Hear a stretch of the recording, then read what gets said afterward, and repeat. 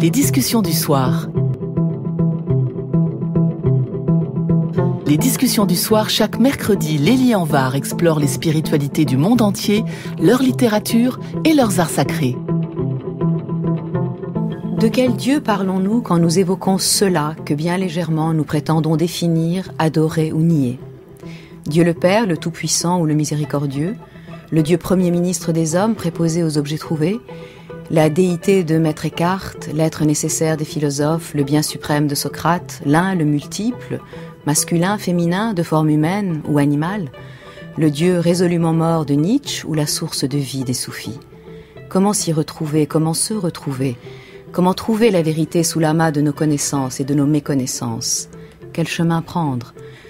Pourquoi pas l'aborder comme des alpinistes chevronnés par la voie la plus exigeante, parce que la plus directe, par la face nord ? C'est ce que nous propose Hervé Clair. Bonsoir à vous. Bonsoir. En effet, dans votre dernier ouvrage, Dieu par la face nord, paru aux éditions Albin Michel, vous nous invitez à entrer sans détour dans le cheminement avec un Dieu que vous finissez par appeler cela, faute de mieux. Sans détour, mais en passant quand même par le soufisme et l'hindouisme, dont vous montrez de manière fort stimulante la parenté en matière métaphysique et même pratique. Franco-suisse, vous avez grandi en France, dans une famille chrétienne, mais pouvez-vous nous dire, Hervé Clair, par quel détour de la vie vous avez rencontré ces deux grandes traditions, le soufisme et l'hindouisme, chacune d'elles nécessitant peut-être plusieurs vies pour les connaître, ou en tout cas les bien connaître. Vous avez raison, j'ai grandi dans une famille chrétienne, j'ai même été dans une école catholique. Pour un chrétien se pose un jour ou l'autre, s'il réfléchit à sa foi, le problème du mal. Comment un Dieu qui a pour attribut la bonté et la toute-puissance peut-il permettre le mal qui est dans le monde ? Le problème se pose avec plus ou moins d'acuité selon les monothéismes. Je crois qu'il se pose avec une acuité particulière pour le judaïsme, puisque est associée au judaïsme l'idée d'élection. Comme dit Hans Jonas après Auschwitz, quel est le Dieu qui a laissé faire cela ? À partir de cette réflexion, une recherche est mise en marche qui m'a conduit vers une vision totalement différente de Dieu, mais pas isolée, qui est celle de certains soufis, comme Ibn Arabi, qui est celle du Vedanta, la grande philosophie de l'Inde, et où Dieu a perdu tout caractère anthropomorphique. Dans le Vedanta, le problème du mal ne se pose pas. Qu'est-ce que ça veut dire que dans le Vedanta, la question du mal ne se pose pas ? Expliquez-nous un peu plus en avant, parce qu'évidemment, c'est un chapitre tout à fait passionnant de votre ouvrage, Hervé Clair, que cette question du mal qui, effectivement, taraude en particulier l'Occident. C'est vrai que ça ne taraude pas tellement non plus les soufis. Alors, qu'est-ce que ça veut dire, le problème du mal ne se pose pas ? Ça ne veut pas dire qu'ils sont ignorants du fait qu'il y a autant de malheurs dans le monde. Non, bien sûr. Je vais vous raconter une petite histoire qui figure dans une des principales Upanishads, c'est les grands textes sacrés de l'Inde.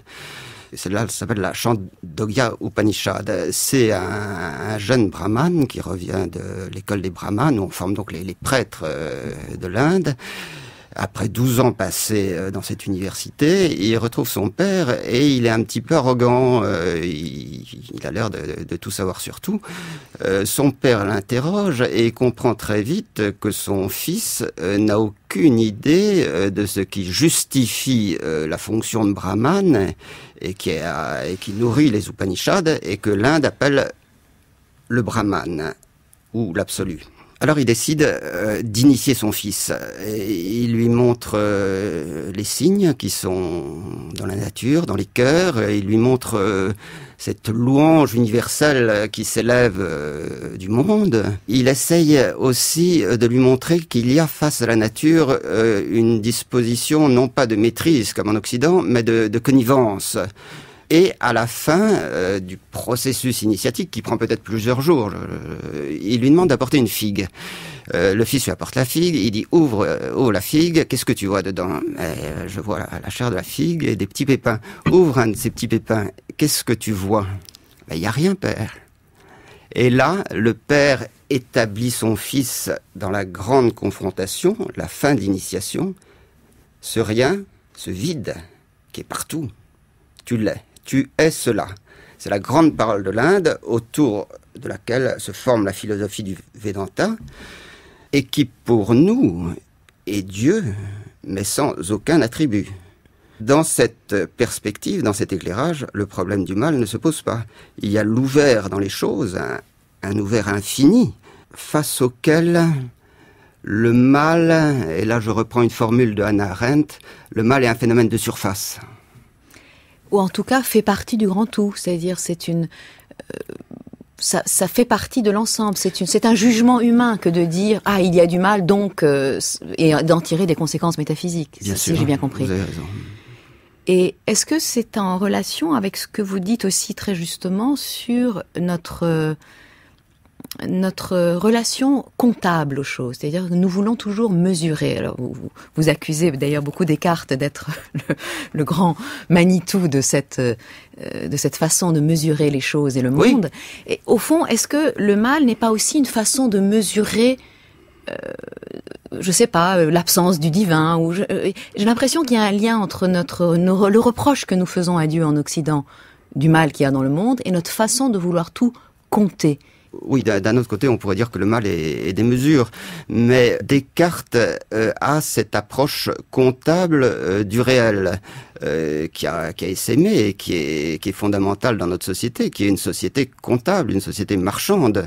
Il dit est réel ce qui peut être dénombré, ce qui peut faire l'objet d'une comptabilité. On est aux antipodes de la vision indienne ou musulmane du réel. Pour les soufis, Dieu, Allah, est exactement identique au réel al-haq. Mais ce réel est hors de toute mesure. Simplement, je me demande s'il n'y a pas, d'un point de vue humain, une surface et une profondeur. Et que la mesure est un jeu d'homme et que le fond divin de l'être échappe à la mesure. De même d'ailleurs que le monde sensible fait partie de la surface, c'est cette fameuse Maya dont vous allez peut-être nous expliquer ce qu'elle recouvre alors on peut dire dans quoi? Dans la philosophie, la spiritualité, la religion indienne, enfin dans l'hindouisme on va dire pour simplifier. Expliquez-nous justement en quoi le monde tel qu'il se donne à notre perception fait partie du jeu de la Maya, et d'ailleurs la mesure aussi, enfin la rage de tout mesurer aussi, peut-être. Oui, nous y sommes en plein dans la Maya. C'est un mot qu'on traduit habituellement par illusion et qui peut aussi se traduire par mesure ou par finitude. Nous pensons être ce que les apparences nous renvoient. Et ce faisant, nous occultons la réalité. Donc nous sommes dans la Maya, où l'ego a une très grande part. Alors, expliquez-nous pourquoi dans la Maya, l'ego a une grande part. Hervé Clair. Parce que il y a une espèce, si je puis dire, de méprise métaphysique. Au lieu de voir ce que nous sommes vraiment, ce que le vieux Brahman montrait à son fils, qui est l'ouvert dans les choses, nous sommes propulsés au dehors, ce qui est le sens propre d'exister. C'est ce qui sort, ce qui est projeté dehors, ce qui se montre aussi. Et nous existons comme êtres infiniment précaires, infiniment petits, infiniment limités et pressés par la finitude. L'idée du Vedanta, l'idée fondamentale d'Ibn Arabi et du soufisme, c'est que non, nous sommes pas enfermés là-dedans. Nous sommes pas enfermés dans le petit moi, dans l'ego. Nous sommes beaucoup infiniment plus vastes. Tu es cela. C'est-à-dire nous ne sommes pas enfermés et nous le sommes en même temps. Nous pourrions nous en sortir, mais nous sommes quand même dans la caverne, puisque vous citez aussi Platon, et j'aime bien cette parenté que vous faites entre Platon, le soufisme et l'hindouisme. On va y revenir, parce qu'évidemment c'est quelque chose qui peut vous être reproché sur un plan purement théorique, mais que moi je trouve profondément convaincant. Donc, en fait, on est dans quand même, cette notion de Maya nous dit que nous sommes dans la prison, nous sommes dans la caverne, oui, mais avec la possibilité d'en sortir, éventuellement. Oui, on peut poser la question tout de suite, qui est dans la prison? Alors, je vous la pose, qui est dans la prison? Vous dites un nom, oui. Vous dites votre nom, oui. vous avez un corps, vous avez une souffrance. Alors, est-ce que la souffrance est le critère ultime de la réalité? Qui est dans la prison? Non, ce que je veux dire par là, c'est que de toute façon, en prenant corps, en venant dans le monde, et ça c'est la grande idée du soufisme, et j'ai cru comprendre en vous lisant de l'hindouisme, nous tombons dans un espace où finalement, duquel on ne peut pas sortir, évidemment, sauf par un travail de vision intérieure. Donc on tombe dans les perceptions comme dans une prison, on tombe dans son corps comme dans une prison. En tout cas, c'est la grande idée de Platon, le corps étant une prison pour l'âme. Oui, où nous tombons dans la Maya, dans le jeu de la Maya. Mais l'idée du Vedanta et de Shankara, qui est le principal représentant du Vedanta, c'est que personne ne tombe dans ce piège. Il n'y a qu'une réalité, il n'y a que le Brahman. C'est pour ça que je dis qui est dans la prison. La réponse de l'Inde et de certains soufis comme Ibn Arabi, c'est qu'il n'y a que lui, qu'on appelle Dieu en Occident, mais c'est un mot qui est tout de suite porteur de contresens. Bien sûr. Alors justement, vous avez prononcé le mot qui fâche, puisque vous avez dit Dieu. Au début, j'ai dit, moi aussi, j'ai prononcé le mot Dieu, puis j'ai rectifié en disant que vous l'appelez cela, parce que au fond, c'est peut-être ce qu'il y a de plus proche par rapport à cet ouvert, à cet infini que ça représente. Mais il faut quand même qu'on en parle. Alors parlons-en. Vous pensez, comme d'ailleurs beaucoup de mystiques, et en particulier dans l'Occident comme Maître Eckhart, que Dieu recouvre au moins deux aspects majeurs que vous appelez la face nord et la face sud. Alors expliquez-nous ce que c'est que ce Dieu que l'on prendrait par la face nord et qu'est-ce que c'est que ce Dieu que l'on prendrait par la face sud, Hervé Clair. Il y a dans ce phénomène qu'on appelle la mystique une approche dualiste, qui est par exemple celle de Sainte Thérèse d'Avila en Occident, ou en grande partie celle de Rumi en Orient, où Dieu est une personne qui s'approche de vous, qui vous protège, qui vous aime, qui vous tire du bourbier, et avec lequel se noue une relation d'intimité, d'amitié, voire d'amour. Et ça, c'est ce que j'appelle le Dieu de la face sud. Ce Dieu qui pose le problème du mal. Le Dieu, entre guillemets, par la face nord, qui n'est plus du tout le Dieu tel qu'on l'entend habituellement, c'est la phase ou l'aspect unitif de la mystique qui est en Occident représenté par Maître Eckhart.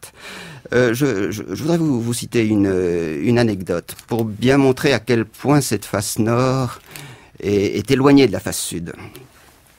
C'est le grand poète Rainer Maria Rilke. Il est à Capri en 1907 dans un jardin et il entend le cri d'un oiseau. Il raconte ça dans son journal quelques années plus tard. Et il dit: le cri de l'oiseau est entré en moi. Il ne s'est pas réfracté comme d'habitude à mon propre corps. Avec le cri de l'oiseau, j'étais un, d'une certaine façon. Il n'y avait plus de différence entre dehors et dedans. Il a dit, et là, je suis entré dans la plus pure et la plus profonde conscience. Il ne parle pas du tout de Dieu. Mais ce que j'entends par la face nord, c'est ça, ce moment d'unité, qui peut survenir n'importe comment, et n'importe quand, et à n'importe qui. Et qui vous est arrivé, je crois, Hervé Clair, que vous avez vécu m'est arrivé et qui a il y a fait très longtemps. Ça revient pas de temps en temps? Jamais. Mais alors, racontez-nous ce qui vous est arrivé. Je ne sais pas si je dois le raconter. Non, j'en parle jamais, et à dire vrai, si vous permettez, je préfère ne pas le raconter.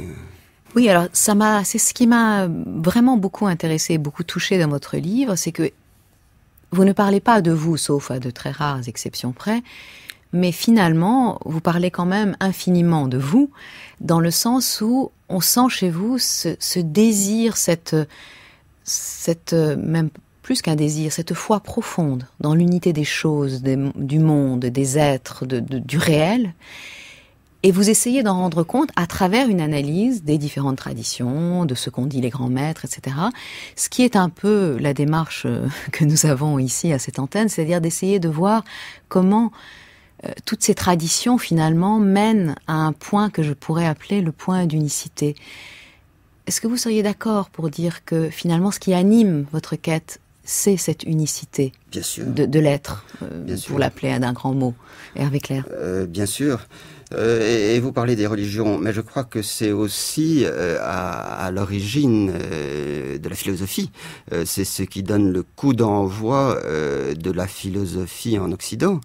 Dans la fameuse lettre 7, Platon en parle comme d'un savoir énigmatique qui ne peut pas se formuler, qui n'a jamais fait l'objet d'aucun écrit et qui n'en fera jamais. Et à partir de ce moment-là, ce que vous appelez très justement le point d'unicité devient l'objet d'une grande rumeur qui parcourt les âges pendant 2500 ans, avec certains points saillants. Je pense par exemple à Spinoza ou en Alexandrie à Plotin. Les philosophes, jusqu'à maintenant où on est tombé dans une spécialisation et une fragmentation complète, mais les philosophes, disons, au moins, et encore je dis jusqu'à maintenant c'est pas tout à fait vrai, Heidegger est aussi un philosophe qui a écho de cette rumeur, et je pense que c'est malgré tous ces errements, il est très précieux parce qu'il ramène sur la scène philosophique la recherche de cela, de ce point du cynisme. Oui, absolument. Et de la question de l'être finalement, qui est la seule qui compte. Vous partez, Hervé Clair, d'une parabole, en fait, indienne, que vous développez tout au long du livre, et qui est la parabole de l'éléphant. Alors, est-ce que vous pouvez nous la raconter dans sa version indienne, et puis après je vous donnerai sa version soufie, sous la plume de Rumi, et nous essaierons ensemble de voir pourquoi Rumi a changé certains détails de cette histoire et vers quoi pointent au fond ces changements, l'histoire en général et les changements apportés par Rumi, qui évidemment était conscient de la tradition indienne. Mais peut-être vous allez nous raconter d'abord l'histoire dans sa version indienne et puis après on en viendra à Rumi avec Claire. Oui, je suis pas sûr que ce soit l'histoire dans sa version indienne. C'est une histoire qui a été raconté 1000 fois en Orient, en Inde, en Perse, en Turquie, qui a pris 1000 formes. Je l'ai raconté de façon squelettique. C'est un roi qui entre dans un village à dos d'éléphant. Il y a 5 aveugles dans ce village. Il s'approche de l'éléphant. Il y en a un qui touche la patte. Il dit, mais moi je suis sûr, c'est une colonne. L'autre touche une défense. Il dit, mais tu n'y entends rien, c'est un soc de charrue. L'autre palpe l'oreille de l'éléphant. Il dit, mais non, vous y entendez rien, c'est une grande balayette. Et l'autre palpe la queue. Il dit, mais non, c'est une corde. C'est évidemment une métaphore pour représenter l'étroitesse des esprits dogmatiques qui croient que leur approche du réel ou de la vérité est la seule possible, et ils ne comprennent rien à l'éléphant en entier. Voilà, et après vous allez filer la métaphore et finalement, au lieu de dire Dieu, vous direz cela, mais vous direz aussi parfois l'éléphant, ce qui est une image un peu plus vivante, et j'aime beaucoup l'idée de dire l'éléphant pour dire Dieu. Et en effet, j'ai traduit il y a plusieurs années de cela déjà, cette histoire telle qu'elle est racontée par Rumi, donc dans sa grande œuvre didactique, et vous allez voir, c'est pas tout à fait la même chose, et c'est intéressant que ce ne soit pas tout à fait la même chose. Dans une pièce obscure se trouvait un éléphant. Des hindous l'avaient mis là pour l'exhiber aux gens. Déjà, j'attire l'attention sur le paradoxe de mettre l'éléphant dans le noir pour le montrer aux gens. Donc il ne s'agit pas d'aveugles, mais de gens qui voient, sauf qu'ils sont dans le noir, donc ils ne vont pas voir. Beaucoup de gens se pressaient pour le voir, et chacun pénétrait ainsi dans l'obscurité. Comme il n'était pas possible de le voir avec les yeux, chacun, dans le noir, le tâtait avec la paume. L'un se trouva toucher la trompe de l'éléphant et dit « Cette créature ressemble à une gouttière ». Une autre, qui lui avait touché l'oreille, trouva qu'il ressemblait plutôt à un éventail. Un autre encore tâta sa jambe et dit « Je crois que l'éléphant a la forme d'un pilier ». Un autre posa la main sur son dos, disant « Mais cet éléphant est comme un trône !» Ainsi chacun percevait de l'animal la partie qu'il avait tâtée, et ainsi le décrivait. La différence dans leur discours venait du point de vue. Et il dit bien en persan du point de vue, alors qu'il n'y a pas de vue. C'est intéressant, c'est le point de vue de la paume. S'ils avaient eu une bougie à la main, la controverse aurait vite pris fin. Et on pourrait croire que l'histoire, telle qu'elle est racontée par Rumi, s'arrête là. Mais non, il continue. Au début, il dit, voilà, s'ils avaient des yeux, ils auraient vu. Mais non, c'est pas si simple. L'œil qui perçoit les formes est aussi comme la paume, et la paume n'a pas accès à la totalité. L'œil de l'océan est autre chose que la paume. Laisse l'écume et regarde avec cet œil-là. Jour et nuit, l'écume tourbillonne sur la mer, et toi, tu vois l'écume étrange, et pas la mer. Tels des bateaux, nous nous heurtons les uns aux autres, nos yeux sont aveugles, bien que nous voguions dans l'eau claire. Ô toi, âme endormie dans le bateau du corps, tu as vu l'eau? Regarde maintenant l'eau de l'eau. Il y a une eau qui anime l'eau, il y a une âme qui appelle l'âme. Où étaient Moïse et Jésus quand le soleil irriguait le champ des êtres à venir? Où étaient Adam et Ève quand Dieu banda cet arc? Mais ces paroles aussi sont imparfaites et impuissantes. L'autre parole, celle qui n'est pas impuissante, appartient à l'autre côté. Si on te l'a dit, tu trébucheras, mais si on t'en dit rien, quel malheur tu connaîtras. Les discussions du soir, Lélie Anvar. J'aimerais justement connaître votre réaction avec Claire à cette réaction, à cette distinction.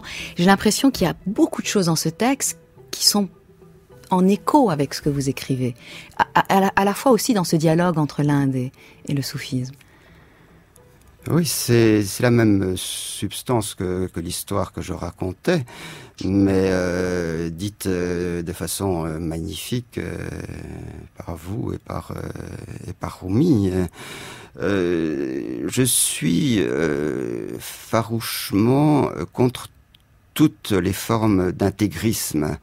Et les intégristes, fanatiques encore plus, toutes les variétés de barbus sont des gens qui croient mordicus que leur petit morceau d'éléphant est le seul vrai, et qui non seulement le croient pour eux, mais veulent l'imposer aux autres. D'où la nécessité de lire et de faire lire autour de soi des gens comme Rumi, à l'esprit ouvert et qui apportent l'ouverture avec eux.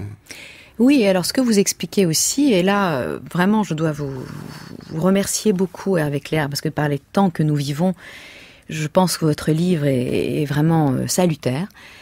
Vous expliquez que ce n'est pas une branche mystique de l'islam, le soufisme, qui serait la part ouverte ou la part lumineuse d'une religion par ailleurs obscurantiste, par essence, mais bien que ce soufisme, c'est la moelle même de l'islam. Ça, vraiment, je vous avoue, il y avait des chapitres absolument magnifiques là-dessus, qu'on devrait faire lire à tout le monde, parce que vraiment, vous touchez, à mon avis, du doigt une question fondamentale pour notre temps, et fondamentale pas seulement pour les musulmans de notre temps qui eux-mêmes ignorent quelle est souvent la moelle même de leur religion, mais pour tous ceux qui de près ou de loin sont confrontés à ce qu'on voit de l'islam, ou en tout cas de ce qui prétendument s'appelle l'islam. Oui, à part quelques islamologues ou quelques personnes qui ont eu la curiosité d'approfondir l'islam, il y a en Occident une méconnaissance absolument prodigieuse de l'islam. Les gens n'ont aucune idée de l'immense mystique qui rayonne, qui a rayonné et qui rayonne encore au cœur de l'islam, qu'on appelle le soufisme, qui est, selon les soufis eux-mêmes, la moelle, l'aoub, la moelle de l'islam, mais qui n'est pas séparée du reste de l'islam. Je suis sûr que même parmi des musulmans qui n'ont jamais entendu parler du soufisme, il y en a qui vivent de cette moelle, qui sont nourris de cette sève. Il y a une très grande religion qui est évidemment horriblement déformée par les terroristes, par les fanatiques, mais dont la grandeur demeure, malgré la méconnaissance totale de l'Occident. Oui, et alors ce qui est intéressant aussi, c'est que vous montrez... j'aime beaucoup ce jeu d'écho que vous faites avec l'hindouisme, c'est-à-dire que vous montrez qu'il y a beaucoup plus d'immanence qu'on l'imagine dans cette religion de transcendance qui est censée être l'islam, et beaucoup plus de transcendance, ou en tout cas d'idée d'unité, ou d'unitéisme, je préfère ce mot au monothéisme, dans l'hindouisme, qu'on ne l'imagine, puisqu'on imagine que l'hindouisme est une religion gravement et coupablement polythéiste. Donc, qu'est-ce qui vous a donné envie de faire se rejoindre les deux? Est-ce que ce sont des rencontres que vous avez faites? Est-ce que c'est un cheminement intime dans les deux spiritualités?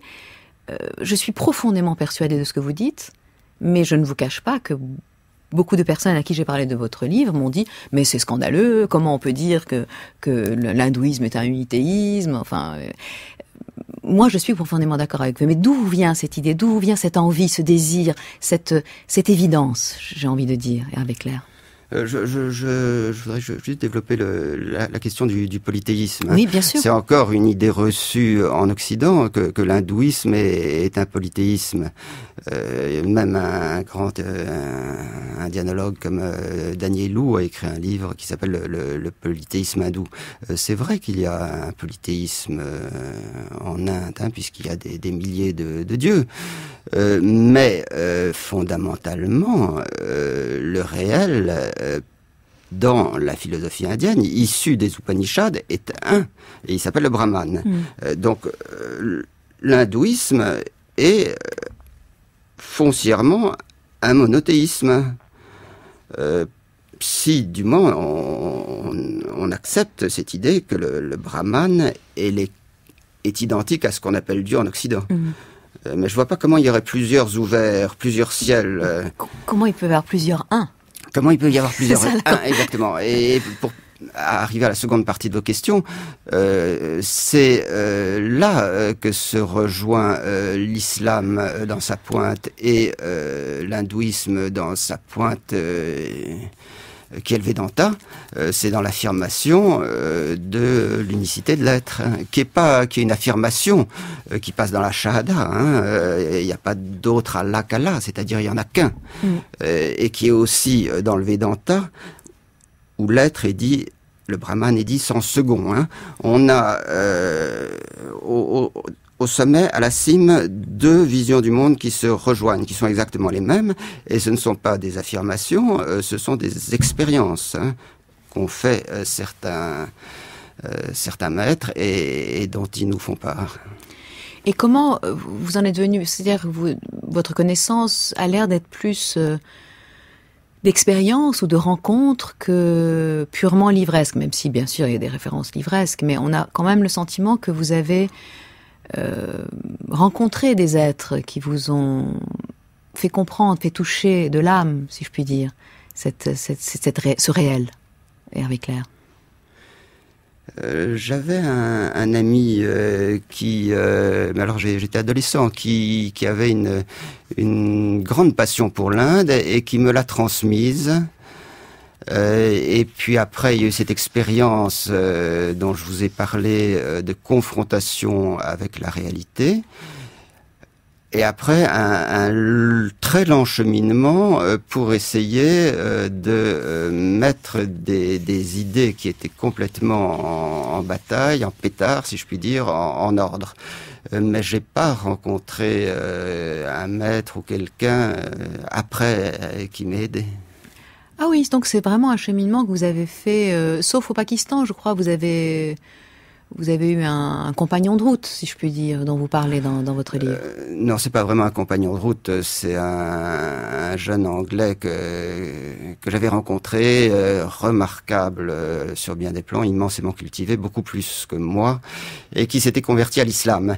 Et il m'a dit cette phrase qui m'est toujours restée, parce que je lisais à l'époque le Coran, il m'apprenait l'arabe coranique, et je songeais de façon très vague à me convertir. Il m'a dit, Hervé, il faut que je te dise une chose, je suis plus bête depuis que je me suis converti à l'islam. Alors je lui ai dit, mais pourquoi tu reviens pas en arrière? Et il me dit, non, impossible, on ne revient pas en arrière une fois qu'on s'est converti. Oui, alors c'est presque un peu inquiétant, c'est vrai, de lire ça. C'est-à-dire, on ne sort pas de l'islam, mais vous lui donnez une signification beaucoup plus positive que ça en a l'air quand on le lit comme ça. Je crois qu'on sort de l'islam par le haut. C'est-à-dire qu'on arrive à ce point dont parle Rumi, où on n'est plus enfermé dans une religion particulière, avec ses rites, avec ses dogmes, et où on devient universel. Mon ami Bruce se sentait sans doute pris dans un milieu musulman et en proie ou exposé à un certain camp, dira-t-on. Mais je pense qu'on sort de l'islam par le haut. Et vous n'avez pas non plus été tenté par l'hindouisme ou le bouddhisme? Non, je ne crois pas du tout aux conversions. C'est-à-dire, je suis chrétien, mais je ne me sens pas du tout enfermé dans le christianisme. Mais je ne sens pas le besoin d'en sortir, non seulement parce que je ne crois pas aux conversions, mais aussi parce que je ressens une espèce de conformité entre ce que je suis et la présence du Christ. Oui, ça me fait d'ailleurs penser à quelqu'un que vous citez brièvement en passant, qui est Louis Massignon, qui lui-même se disait hôte de l'islam, mais tout en revenant, enfin, il s'est converti à sa propre religion, le christianisme, en passant par l'islam. C'est quand même un cas très singulier, celui de Massignon. Oui, Massignon ou Jacques Berck était aussi un chrétien, très grand connaisseur de l'islam, qui ressentait pas le besoin de se convertir. Ma vision des monothéismes, c'est qu'il n'y a pas des monothéismes. Il y a un seul monothéisme qui est comme une religion à 3 étages. Le judaïsme, le christianisme, l'islam.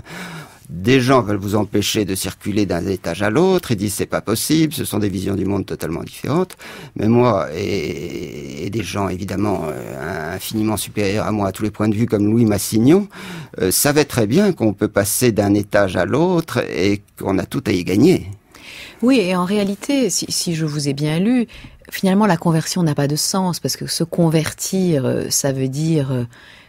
Aujourd'hui, vous employez d'ailleurs cette expression, dans le site où nous sommes, de faire par exemple des rites ou de participer à quelque chose d'extérieur, tandis que tout votre effort à vous consiste à vous intéresser à l'intérieur, qui d'ailleurs, dont le mot arabe, baten, vient d'un mot qui veut aussi dire le ventre, vous le soulignez suffisamment. Donc d'une certaine façon, la conversion n'a pas de sens, puisque quand on a vécu une expérience de présence, on est déjà converti, mais à quelque chose qui est précisément la face nord, si je puis dire, Hervé Clair. Oui, j'ai l'impression que aujourd'hui, l'effort que nous devons faire n'est pas du tout un effort de conversion d'une religion à une autre, mais un effort de déconfessionnalisation. Excusez ce mot un peu barbare. C'est-à-dire un effort de libération, de liberté. Je me sens pas du tout prisonnier des dogmes chrétiens. Je me sens libre de passer d'un étage à l'autre. C'est sans doute... je n'aime pas ce mot, un œcuménisme, mais par le bas. Les gens le vivent dès maintenant, leur liberté, sans attendre que les théologiens parviennent à concilier des vues qui leur paraissent contradictoires. Oui, et c'est ça, c'est-à-dire que vous n'essayez même pas d'ailleurs de concilier, vous essayez de montrer ce qui authentiquement, réellement, dans l'essence de ces religions, dans laquelle vous incluez l'hindouisme, participe en fait du réel précisément, participe en tout cas de l'effort de comprendre, de lever le voile sur ce réel. C'est cette démarche-là qui m'intéresse et qui me touche, Hervé Clair. Mais c'est parce que c'est ce qu'il y a de mieux, non pas ma démarche, mais cet ouvert qui est au cœur des choses que montrait le vieux Brahman à son fils, et la béatitude absolue. C'est ce que dit le Bouddha. Le bouddhisme est très proche de l'hindouisme. Hein. C'est un peu comme le protestantisme et le catholicisme chez nous.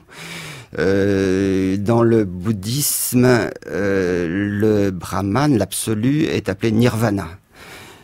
C'est ce qui s'éteint, c'est ce qui éteint le monde, c'est ce qui met fin à la Maya, et le Bouddha dit nirvana est la félicité absolue, tout simplement.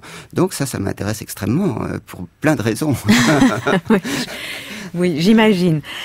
Mais alors, comment expliquez-vous, Hervé Clair, vous y faites allusion, mais très peu, comment expliquez-vous que ceux qui recherchent cela aient été quand même systématiquement en but, au mieux aux critiques, au pire à la vindicte des autres, de la société, des institutions religieuses, des théologiens de tout poil. Pourquoi on veut tuer Socrate, toujours, à chaque époque ? Oui, ça dépend des pays, des religions. Hein. Je pense que c'est plus dans les monothéismes qu'en Inde. J'ai pas le sentiment qu'il y ait eu des guerres de religion dans le bouddhisme comme ici.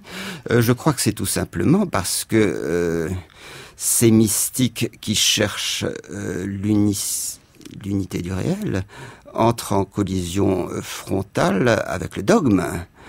Si le réel est, il n'y a plus de jugement, il n'y a plus d'enfer, il n'y a plus de paradis.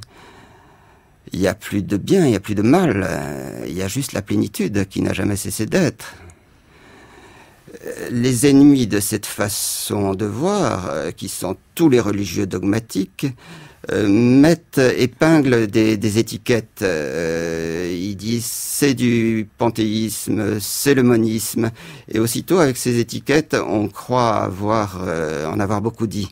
Mais on n'a aucune idée, ils ont aucune idée de l'expérience de l'unité qui conduit à cette doctrine de l'unité. Oui, en même temps, vous dites c'est par-delà le bien et le mal, et c'est vrai, bien sûr, tous les grands mystiques diront que les questions... effectivement, tout en haut du sommet, on est dans la non-dualité, donc il n'y a plus de bien et de mal, etc. Ce qui ne veut pas dire qu'il faut faire n'importe quoi ou qu'ils ont fait n'importe quoi. Il y a un grand respect aussi de la loi chez les mystiques. Ça ne veut pas dire que la loi est nulle et non avenue quand même. C'est ce que dit le Christ. Hein. Il dit « Je ne suis pas venu pour abolir la loi, mais pour l'accomplir ». Et on voit effectivement dans l'expérience que la plupart des mystiques étaient des gens ouverts et tendant vers le bien. Encore que je pense qu'ils avaient aussi, comme nous, leurs défauts et leurs faillites de caractère. Thérèse d'Avila disait « Il y a des moments où je déteste tout le monde ». Remarquez, elle avait de quoi. Nous avons tous de quoi. Absolument. Et à nous détester les premiers. Oui, non, ce que je veux dire, c'est qu'il ne récuse pas que sur un certain plan et d'un certain point de vue, la loi ait sa propre validité. C'est-à-dire, il y a quand même du bien et du mal. Il y a quand même, il y a des comportements justes et des comportements injustes. C'est toute la grande idée pratique de Socrate, c'est ça, c'est de faire de mettre la limite entre la ligne entre ce qui est juste et ce qui est injuste.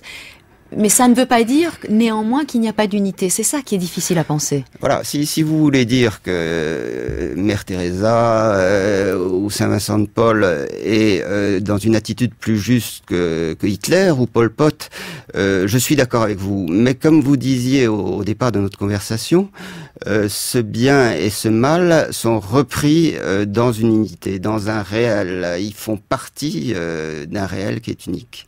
Et d'une certaine façon, même s'ils sont inacceptables, même si le mal, sous certaines formes, est inacceptable, on ne peut que l'accepter, parce qu'il fait partie du tout. Oui. Ça ne veut pas dire qu'il ne faut pas le combattre. Oui, c'est ça, c'est ce que j'allais dire. Il faut l'accepter, mais peut-être pas non plus, mais pas le pratiquer dans la mesure du possible. Parce que c'est ça qui est difficile à comprendre quand on dit il n'y a pas de bien et de mal. C'est ça, c'est exactement de ça dont je parle. C'est pas tellement de dire bien sûr qu'il y a une différence entre Mère Teresa et Pol Pot, mais pour nous, au quotidien, il y a aussi une différence. On sait quand on a bien agi et quand on a mal agi. Ce qui ne va pas à l'encontre de l'idée que, bien sûr, que tout fait partie de l'un. Vous voulez dire qu'il faut donc essayer d'agir mieux ? Bien sûr.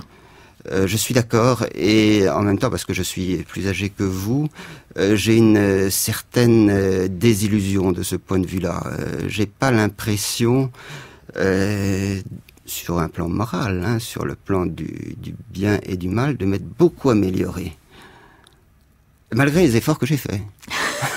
Mais peut-être que vous n'en avez pas fait assez. Peut-être, j'aurais dû vous rencontrer plus tôt. Non, certainement pas.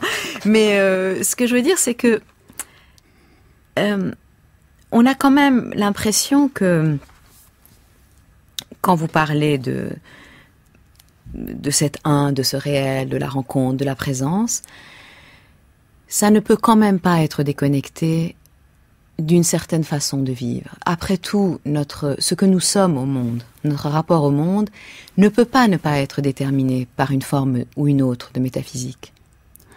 Je pense que ce que vous dites est très vrai dans une approche dualiste, où on essaye de se perfectionner, d'aller vers le bien, parce que Dieu est identifié au bien.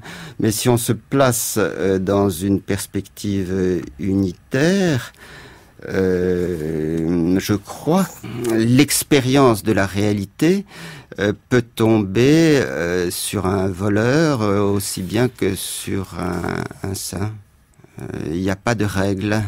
C'est ce qu'on appelait autrefois, je crois, dans le catholicisme, la grâce gratuite ou quelque chose comme ça. Oui, ou en tout cas, c'est peut-être une grâce dont on ne connaît pas la destination, parce que évidemment que voleur ou saint, ce sont des jugements encore extérieurs, ça fait encore ça fait partie des catégories de la Maya finalement. Ce jugement, voleur ou saint. Oui. Je parle pas du jugement extérieur, je parle du jugement intérieur, de ce qu'on est en soi. Oui, je suis tout à fait de votre avis. Ça peut aussi être un jugement esthétique. Il y a une façon d'agir qui est laide et qui doit être cachée, et une autre façon d'agir qui nous rapproche de la beauté. Et là, je pense à Platon, vous savez, à l'enseignement de Diotime.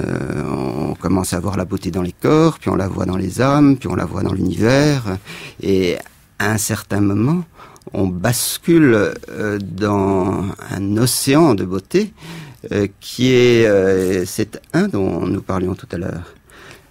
Donc en ce sens-là, vous avez tout à fait raison. Essayer d'embellir sa vie, d'embellir, entre guillemets, son caractère, fait partie de l'approche. Oui, surtout que finalement, cette beauté est peut-être une des voies les plus royales pour nous amener à la présence. Oui, et c'est une voie particulièrement moderne qui parle à beaucoup de monde. Je pense que Cézanne est un maître pour notre temps. Eh bien, c'est sur cette image de Cézanne, avec laquelle je suis tout à fait d'accord, Hervé Claire, que nous achevons cette émission. Je rappelle le titre de votre ouvrage paru aux éditions Albin Michel, « Dieu par la face nord ».